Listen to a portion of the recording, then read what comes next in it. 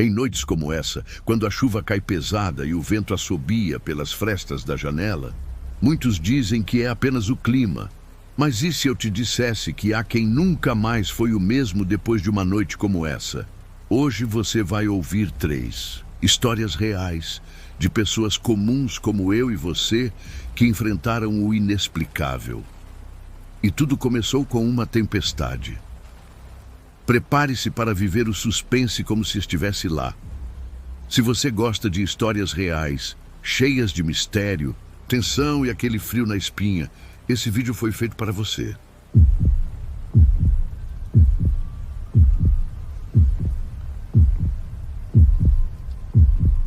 A chuva caía em cortinas densas sobre o asfalto escuro da BR-162. O limpador de para-brisa do caminhão fazia um esforço quase inútil para manter a visibilidade e cada trovão que cortava o céu parecia mais próximo do que o anterior.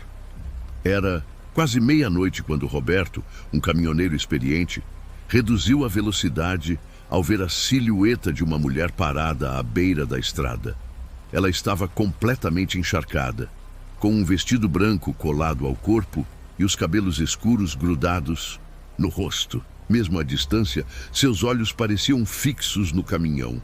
Aquele trecho era isolado, sem sinal de cidade por muitos quilômetros. Roberto hesitou por um momento. Algo naquela figura o incomodava. Mas e se fosse alguém realmente em perigo? Encostou o veículo e gritou: "Ei, moça! Tá tudo bem?" Ela não respondeu, mas caminhou lentamente até a cabine. Seus movimentos eram suaves, quase irreais. Ela abriu a porta e entrou. Sua pele estava fria e sua voz saiu quase como um sussurro. "Obrigada." Roberto tentou puxar conversa. "Tá indo para onde?"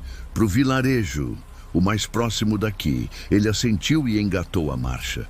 O silêncio tomou conta da cabine, interrompido apenas pelo som da chuva e do motor. A mulher mantinha os olhos fixos na estrada, como se esperasse algo surgir da escuridão. Por algum motivo, Roberto se sentia desconfortável. Era como se o ar estivesse mais denso, mais gelado. Tentando aliviar a tensão, perguntou: "Essa chuva pegou pesado hoje, né? Ela sempre volta nessa data", respondeu ela. Antes que ele perguntasse o que queria dizer com aquilo, ela apontou para uma estrada de terra à direita. "É ali. Pode me deixar logo depois da cerca branca." O local era ainda mais sombrio. A névoa subia do chão e encobria as cercas dos terrenos. Roberto parou e ela desceu lentamente. Quando chegou à cerca, virou-se para ele e olhou diretamente em seus olhos. Por um instante, ele sentiu um frio que não vinha da chuva. No dia seguinte, ainda abalado, parou num posto de gasolina e comentou o ocorrido com o frentista, um senhor idoso que, ao ouvir a história, empalideceu. "Uma mulher de branco? Naquele trecho da estrada?" "Sim, peguei ela ontem à noite. Deixei perto de uma cerca branca." O frentista se aproximou, falando mais baixo. "Isso acontece todos os anos, na mesma noite. A moça morava numa chácara ali perto. Saiu numa tempestade, tentando pedir ajuda. Dizem que foi atropelada. O corpo nunca foi encontrado." Roberto ficou em silêncio por longos segundos. As palavras do homem martelavam em sua mente. Ele não contou nada sobre a cerca, nem sobre o vestido branco. Nos meses seguintes, Roberto tentou esquecer o ocorrido. Mas, numa madrugada chuvosa, um novo trabalho o obrigou a pegar novamente a BR-162. Dirigia atento, mãos firmes no volante, quando viu a mesma silhueta, parada, exatamente no mesmo ponto. Dessa vez, ele não parou. Pisou fundo e passou direto, o coração acelerado. Mas minutos depois, o banco do passageiro rangeu. O ar ficou gelado e ele sentiu o leve perfume de flores molhadas. Olhou de relance e o banco estava vazio. Tentou se convencer de que era só sua imaginação. Ligou o rádio para distrair a mente, mas sem que ele tocasse em nada, o aparelho sintonizou sozinho numa estação de estática. No meio do chiado, ouviu uma voz feminina suave, mas angustiada. Ela murmurava: ninguém me viu, ninguém me ajudou. Tentou desligar o rádio. O botão travou. O som aumentava. Vozes se sobrepunham, como se várias mulheres falassem ao mesmo tempo. Quando finalmente o som cessou, ele notou algo ainda pior. Marcas de mãos, pequenas e molhadas, espalhadas pelo vidro interno do para-brisa. Assustado, decidiu parar no próximo vilarejo. Lá, encontrou uma senhora na mercearia e contou parte do ocorrido. Quando descreveu a moça, ela empalideceu. Era minha sobrinha. Ela desapareceu faz muitos anos, numa noite chuvosa. Estava usando um vestido branco e segurava um lenço azul com flores. A gente nunca mais soube dela. Roberto congelou. Ele não havia falado nada sobre o lenço. A mulher olhou fixamente nos olhos dele e disse: ela não encontrou descanso. Continua esperando que alguém a leve para casa. Naquela noite, ele decidiu dormir na cabine do caminhão. Mas o descanso foi interrompido por um sonho estranho. Ele estava na estrada, parado, com a mulher de pé diante do farol aceso. Ela chorava baixinho. Dizia que ninguém a viu morrer, que seu corpo estava perdido, que precisava ir para casa e que só ele poderia levá-la. Acordou com o rosto coberto de suor. No banco ao lado, onde ninguém mais esteve, havia um lenço azul, molhado, com pequenas flores bordadas nas pontas. Assustado, pensou em fugir.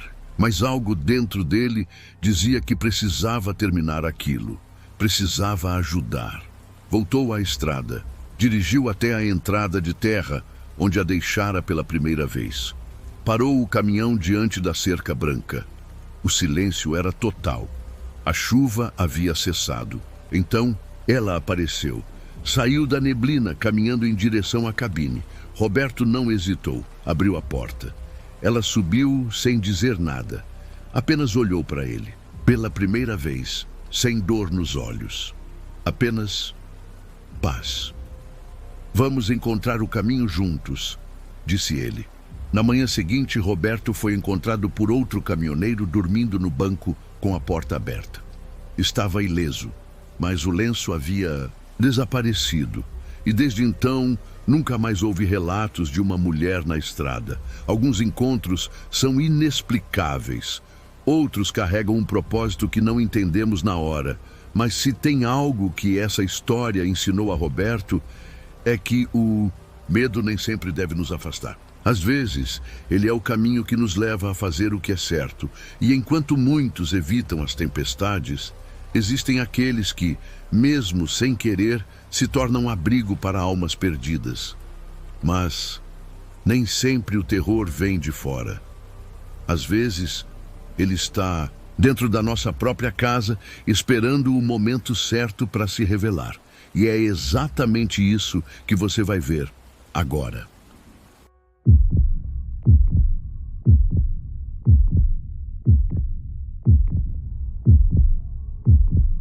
Quando Helena e Lucas compraram aquela casa antiga no interior, tudo parecia um sonho. Um casarão de madeira, cercado por árvores altas e uma varanda que rangia com o vento. Exatamente o que buscavam para escapar da correria da cidade.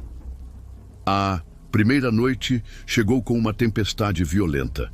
A chuva caía com fúria e trovões iluminavam o céu como flashes de uma câmera antiga. Helena, deitada ao lado do marido, acordou com um barulho vindo do teto, como se algo estivesse arrastando lentamente pelo forro. Pensou ser o vento, até escutar 3 batidas. 1, 2, 3, claras, deliberadas, e depois silêncio. No dia seguinte, Lucas subiu ao sótão. Era um espaço empoeirado, mal iluminado, repleto de caixas antigas, móveis cobertos por lençóis e um cheiro de mofo entranhado. No fundo, encontrou uma porta pequena, oculta atrás de um armário. Era trancada por fora, com um cadeado antigo. Curioso, arrombou. O que viu fez seu estômago revirar. Um quartinho apertado, com as paredes cobertas de rabiscos infantis e uma cama velha com grades, Um móbil enferrujado pendia do teto, girando lentamente como se tivesse acabado de ser tocado. Helena não queria mais subir ali. Disse que sentia calafrio só de olhar para o alçapão do sótão. Mas naquela noite, a tempestade voltou. A mesma chuva pesada, os mesmos trovões. E novamente, os sons. Mas dessa vez, eram passos, lentamente arrastando de um lado a outro. Lucas, armado com uma lanterna, subiu sozinho. Não encontrou ninguém, mas no chão havia marcas pequenas como pés descalços sobre a poeira, pés de criança, indo do quartinho até a escada. E mais, o móbil ainda girava, embora o ar ali estivesse parado como num túmulo. Nos dias seguintes, coisas estranhas começaram a acontecer. Objetos mudavam de lugar. Portas se fechavam sozinhas. E sempre que chovia, Helena sentia a presença de algo, ou alguém, observando. Certo dia, encontrou um bilhete sob o travesseiro. Estava escrito com caligrafia infantil. "Posso brincar aqui?" Helena congelou. A letra tremida parecia feita por mãos inseguras, e o papel estava úmido, como se tivesse sido deixado ali com os dedos molhados. Lucas tentou explicar tudo com lógica.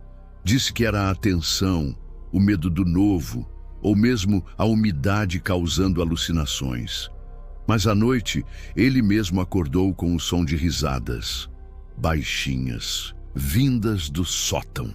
E quando acendeu a luz, a porta estava aberta. O que mais o assustou foi encontrar brinquedos antigos espalhados pelo corredor. Brinquedos que ele jurava não estarem ali antes. E entre eles, um urso de pelúcia com um laço. Vermelho. Os olhos de Botão estavam virados diretamente para ele. Determinados a entender o que se passava, o casal procurou o histórico da casa na prefeitura da cidade. Descobriram que o antigo morador era um médico aposentado, viúvo, que viveu ali até sua morte nos anos 70. Mas o que ninguém mencionava era que ele tivera uma filha, uma criança que ninguém na cidade parecia lembrar. Até que um idoso na mercearia local murmurou: "Ah, a menina do sótão. Aquilo foi uma tragédia." E então se recusou a falar mais.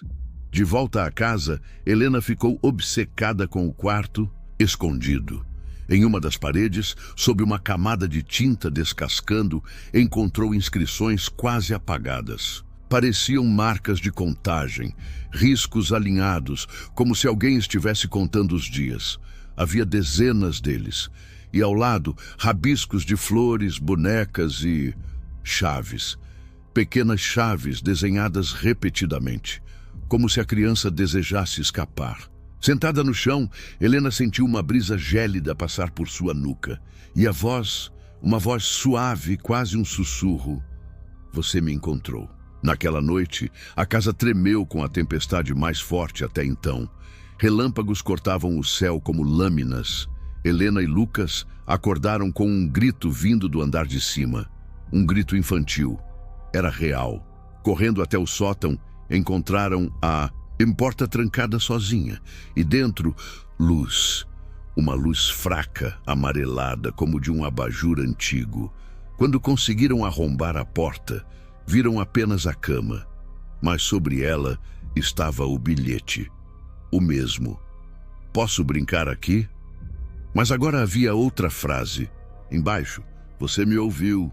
As bonecas de porcelana que estavam nas caixas do sótão começaram a aparecer em locais diferentes da casa. Uma delas foi encontrada sentada na beirada da banheira, olhando para o espelho. Outra, na sala, de frente para a TV desligada. Era como se alguém as estivesse movimentando ou brincando com elas. Lucas começou a trancar as portas, mas ainda assim elas surgiam em novos lugares. Helena começou a se sentir vigiada até durante o dia. E o pior, passou a sonhar com uma menina de vestido branco, cabelos longos e pés sujos, que chorava em silêncio diante da porta trancada. Durante uma limpeza mais intensa no sótão, Lucas encontrou uma pequena caixa de madeira com entalhes antigos. Dentro havia uma carta escrita à mão, datada de 1946. Era da mãe da criança, um desabafo desesperado. Se eu pudesse trocar de lugar com você, trocaria. Perdão, minha filha. As palavras estavam borradas por lágrimas secas. Aquilo confirmou tudo. A criança fora trancada ali, sozinha, esquecida. Na sala principal havia um quadro antigo mostrando uma casa em chamas. Sempre pareceram uma escolha estranha de decoração. Mas naquela noite, enquanto as luzes piscavam por causa da tempestade, Helena jurou ver uma silhueta olhando pela janela pintada no quadro. Uma figura infantil, imóvel, assustada. Quando retiraram o quadro da parede, encontraram algo escrito atrás do papel. Clara, 1946. Procurando mais pistas, descobriram uma fotografia antiga entre os pertences do sótão. Mostrava uma mulher, uma criança e um homem. Atrás da foto estava escrito Família M. O mais perturbador era o fundo, era o próprio sótão, mas com móveis diferentes. E abaixo da imagem, alguém havia escrito a caneta: Estamos esperando. Na última noite, antes de deixarem a casa por alguns dias, Helena acordou com uma sensação de sufocamento. Ao abrir os olhos, viu uma sombra ao pé da cama, a figura da menina. Ela estendia a mão, mas não havia medo em seus olhos. Apenas tristeza. Helena chorou e sussurrou: Você está livre agora. No mesmo instante, a figura se desfez como neblina. Pela primeira vez, houve silêncio total naquela casa.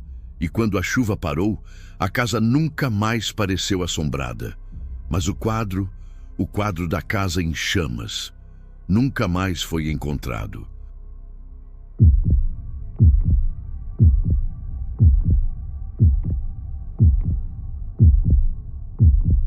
Alguns meses depois, Helena e Lucas decidiram se mudar definitivamente para uma nova casa, em outro estado. Procuravam um recomeço, longe das lembranças perturbadoras do sótão. Mas nem todas as histórias de terror vêm de casas antigas e empoeiradas. Algumas começam com a promessa de descanso e lazer. Foi exatamente o que aconteceu com Arthur, um professor universitário que decidiu passar o fim de semana em uma cabana isolada nas montanhas. Durante uma temporada de tempestades, a previsão do tempo já alertava sobre uma frente fria, violenta, com chuvas constantes e raios intensos. Mas Arthur, acostumado com o silêncio dos livros e com sua própria companhia, não se intimidou. A cabana era simples, com móveis rústicos, uma lareira aconchegante e janelas que davam para uma floresta densa. No primeiro dia, tudo correu bem. Leu, descansou e admirou a força da natureza lá fora. Mas na segunda noite, algo mudou. Enquanto a tempestade rugia do lado de fora, Arthur percebeu um som diferente no meio da chuva. Um barulho seco e intermitente vindo da floresta, como se alguém ou alguma coisa estivesse batendo em algo. 3 batidas. Depois, silêncio. Depois, novamente, 3 batidas. Pensando ser apenas um galho ou algum animal, ele ignorou. Até que, horas depois, ao sair para pegar lenha na varanda, viu algo que o fez congelar. Pegadas humanas, descalças, vindo da floresta até a porta da cabana. O problema? A trilha parava ali. Não havia pegadas voltando.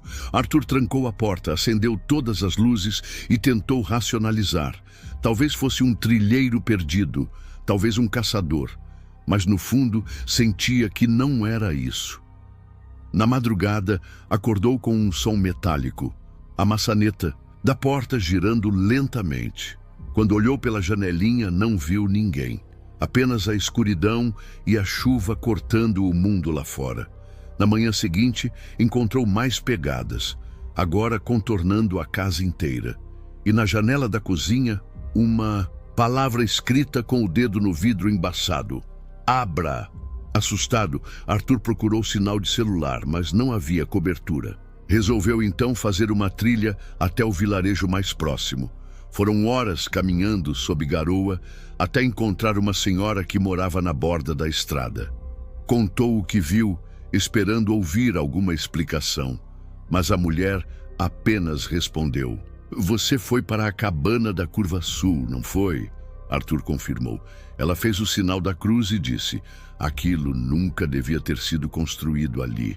Os antigos sabiam, mas os novos acham que podem dominar qualquer lugar." De volta à cabana, o clima estava ainda mais pesado. O céu escureceu cedo, o vento soprava com força e os trovões pareciam mais próximos do que nunca. Arthur começou a ouvir vozes. No início, sussurros. Depois, palavras mais claras. Chamavam seu nome. Às vezes doces, às vezes roucas. E todas vinham do lado de fora, mesmo com as janelas fechadas. O som parecia envolver a casa inteira. Em certo momento, jurou ver um rosto no espelho do banheiro. Mas não era o dele. Era pálido, com olhos fundos e a boca manchada como se tivesse gritado por muito tempo. Decidiu passar o resto da noite acordado, sentado na sala com a lareira acesa e uma faca de cozinha ao lado. Por volta das 3 da manhã, a luz acabou. Apenas o fogo iluminava o ambiente. Então, ouviu passos no telhado, lentamente caminhando de uma ponta à outra. Depois, um som de algo sendo arrastado. O medo o paralisava, mas sua mente tentava resistir. Foi quando a porta principal começou a bater com força. Não como o vento, mas como socos. 3 batidas, depois pausa. 3 batidas. E depois, silêncio absoluto. Na manhã seguinte, decidiu abandonar o lugar. Arrumou suas coisas rapidamente e, antes de sair, olhou mais uma vez para a janela da cozinha. A palavra abra havia sido substituída por outra, escrita na mesma caligrafia: volte. Ele saiu sem olhar para trás. De volta à cidade, Arthur não contou nada a ninguém por semanas, mas os pesadelos começaram. Sempre com a mesma figura, o rosto pálido, os olhos afundados e a voz repetindo as mesmas palavras: volte, ou traremos a chuva. Nos dias que se seguiram, toda vez que chovia, algo estranho acontecia em seu apartamento. As luzes piscavam. A televisão ligava sozinha, sempre com estática. E uma noite encontrou em sua cama uma pequena pedra molhada, do mesmo tipo que havia na trilha da cabana. Arthur procurou ajuda, espiritual e psicológica, mas nada parecia afastar a sensação de que algo o seguira. Começou a evitar a chuva. Evitava até banhos demorados. E nas raras vezes em que se molhava na rua, ouvia a mesma voz: você prometeu. Um dia, enquanto caminhava sob um céu nublado, começou a chover de repente. As pessoas ao redor abriram guarda-chuvas, correram, mas Arthur ficou paralisado. No chão, à sua frente, havia pegadas descalças, exatamente como na cabana, e vinham em sua direção. Naquela noite decidiu escrever tudo, deixar registrado. No final da carta escreveu: se alguém estiver lendo isso, nunca vá até a cabana da Curva Sul durante a chuva. Eles não querem que você saia, e se sair, eles vão seguir você. Depois disso, ninguém mais ouviu falar de Arthur. Seu apartamento foi encontrado com a porta trancada por dentro, as luzes todas queimadas, e na janela da cozinha, a mesma palavra: abra!